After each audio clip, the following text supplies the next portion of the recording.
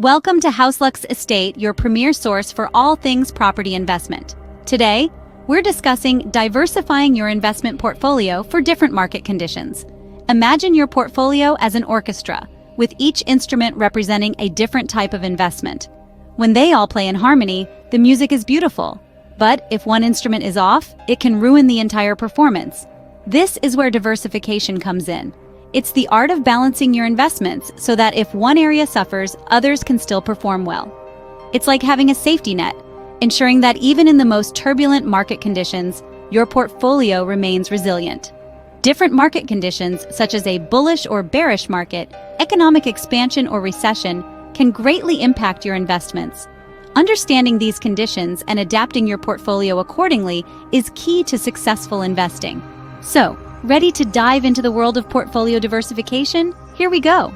First things first, understanding the market conditions is key to successful investment diversification. In the world of investing, you'll often hear the terms bull and bear markets. These terms are used to describe how the market is doing overall based on the trends of the stock prices. A bull market is characterized by rising prices and optimism among investors. It's a time when the economy is doing well, businesses are thriving, and it's generally a great time to invest in stocks. On the other hand, a bear market is the opposite. It's characterized by falling prices and pessimism. The economy might be doing poorly, businesses are struggling, and it's a time when many investors might be selling off their stocks.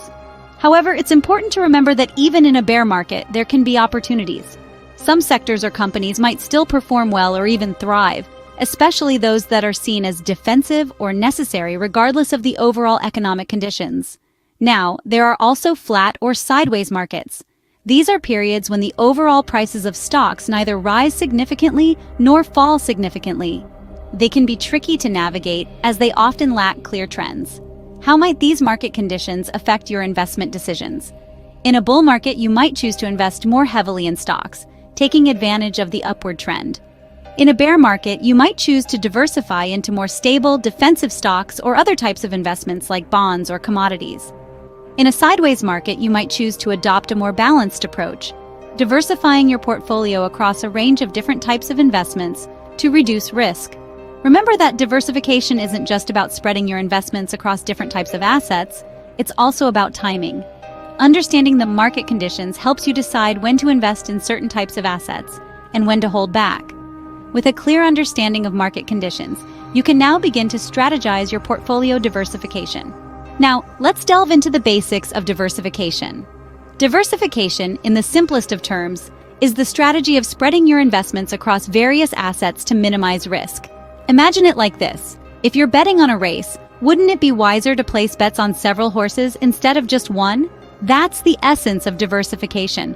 Why is it important, you may wonder? Well, diversification helps you to navigate the unpredictable tide of the market. If one investment performs poorly, others might perform well, offsetting the loss. This way, you're not left high and dry if things go south with one asset. There are three main types of diversification you should be aware of. Let's start with diversification across asset classes. This means your portfolio includes various types of assets, such as equities, bonds, real estate, and perhaps even commodities. Each of these asset classes behaves differently in response to market conditions, offering a safety net when one class is underperforming. Next, we have diversification within asset classes. This is like a micro-level diversification within the broader asset class. For instance, within equities, you could diversify across different sectors like technology, healthcare, or energy.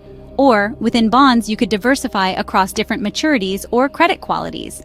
Lastly, there's diversification across time, also known as dollar cost averaging. This strategy involves consistently investing a fixed amount over time, regardless of the price of the investment. This can help mitigate the risk of investing a large amount in a single investment at the wrong time. Remember, while diversification can help mitigate risk, it doesn't guarantee against loss. The goal is to construct a portfolio that is aligned with your financial goals and risk tolerance. So whether you're a seasoned investor or just starting out, diversification can be a valuable tool in your investment strategy. It's all about balance and spreading risk to increase the potential for reward. Remember, diversification is all about not putting all your eggs in one basket. So, how exactly do you diversify your investment portfolio? Let's break it down. First, let's talk about asset allocation. This is where you decide how much of your portfolio will be invested in different asset classes like stocks, bonds, real estate, commodities, and cash equivalents. The key is to find a balance that fits your risk tolerance and investment goals.